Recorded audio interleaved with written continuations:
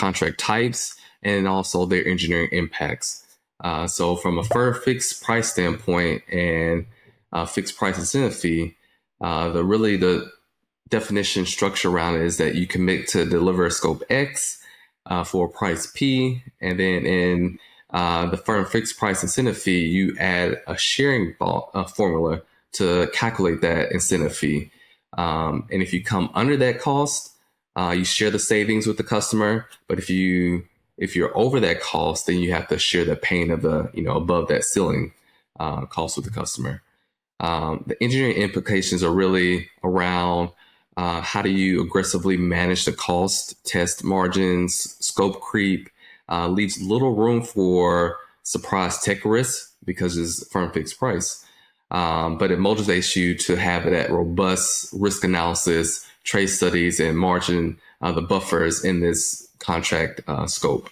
Business trade-offs, you want to handle that, DeWayne? Yeah, it's all about like it's really high risk for the contractor, and this is what we're seeing now in industry that's coming out. But actually, what our customers demanding is very high TRL type capabilities when we're even with brand new capabilities out. So everybody's favorite term, AI, machine learning, things that really haven't been solved out completely for that. Customers asking for this capability, but they want it on a firm fixed price contract. Or they want you to already develop the capability and have it ready to roll from you get going. That's traditionally, that's seen, as a seller's market for them because that's when the domain's understood. But right now, traditionally in the marketplace for big programs, we don't see that. No, yeah, they want the plug and play model right now. That's so right. It's just, That's they right. want the lot of software, plug it into their system, whatever autonomous system they want to plug it into, and have it to work, and that's it. Can't even spell AI, but want it, right? That's the fun part we always talk about. So the second contract type we're going to talk about today is cost reimbursement. So I touched a little bit about this earlier with my example, but the definition structure is really you get reimbursed for allowable costs under this umbrella fixed contract plus the fee. So that fee can be incentive, award, or it can be fixed. The engineering impacts of this type of contract is much more flexible to change and response to the uncertainty that we talked about with all the new software type capabilities and products going on. It really requires a strong cost control because you have to really justify what's allowable versus unallowable in the contract structure. And then also you have to be ready for audits and be compliant with cost principles. DeWayne, what about the business side? On the business side, it's, lower risk. We love to see this one coming, right? It's just saying, hey, for the changes that you're going to have, we'd love to see a cost reimbursable type of contract structure, right? With some type of, fee or incentive award that gives you that you negotiate as you move forward. But it has lower profit potential.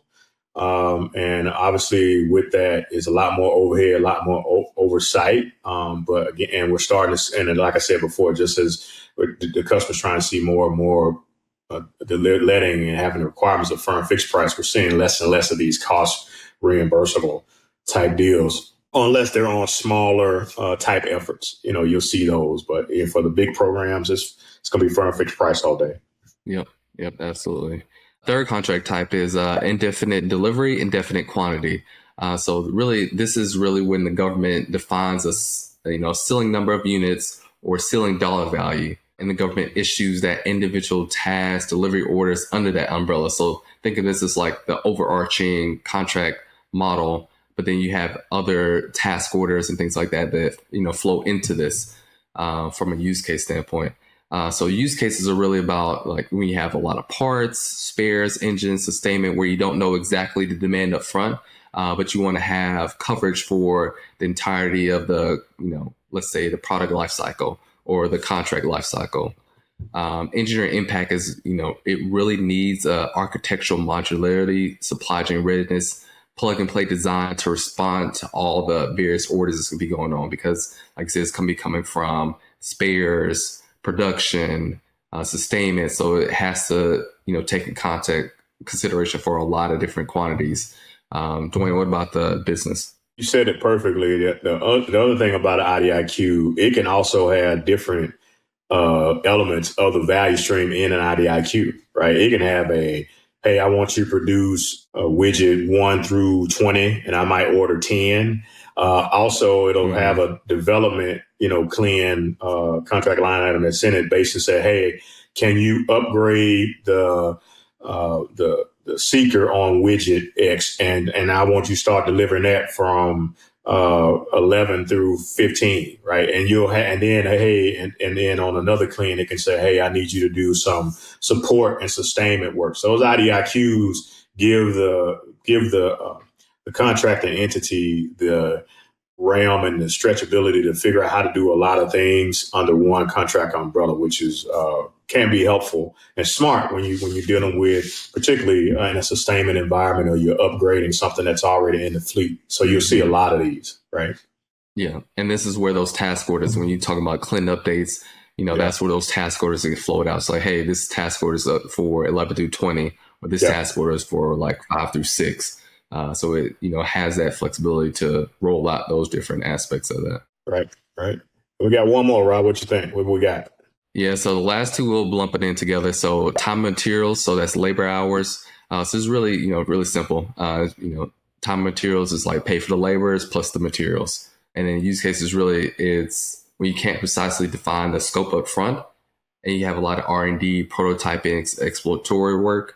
This is really the type of contract you want to have. So it's for engineering trade-offs, it's really easier for those changes that are going to be going on for this.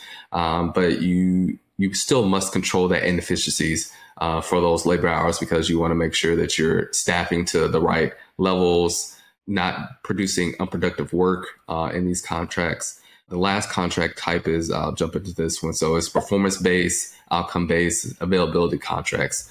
So that's when instead of paying for something specific deliverables up front, you pay for the outcomes. So X percentage of availability, some type of uptime when the mission is completed, is often used in sustainment, logistics, MRO, sustainment availability contracts. You really need that diagnostic tools, health monitoring, prognostics, and that maintenance for the engineering implications of this. So you don't want to expose yourself too much to faults, but to have that reliability and spare parts and supply chain resilience throughout that. DeWayne, walk us through the last business impacts of both of those type of contracts.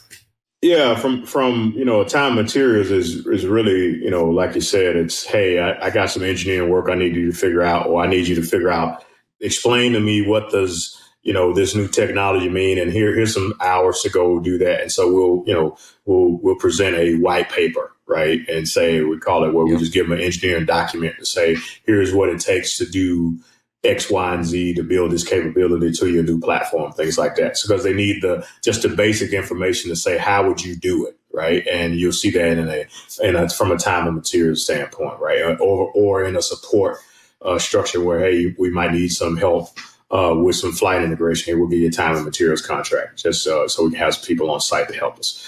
From a PBL outcome and availability base, it's all about, it's a lot of upside in it because the system is efficient. So if you got, again, and it's just why it's in a sustainment MRO type world where you know the ability of what's going on with your diagnostics, your mean time between failures, how many spares you need, you have a good spares plan, what to do if an error happens or issue comes down, or aircraft on the ground or something like that. These are type of contracts you'll see in those manifests. So really high upside if you had an efficient process to execute it. It'll get in your teeth if you find a new problem under availability contract. It will cause all kind of trouble how to execute when you don't know what the issue is and you don't have an answer. You can get caught up on an outcome based contract, that's for sure. But PBL as well, right? Yeah, you'll never get to the outcome. No, you never get to the outcome. Exactly.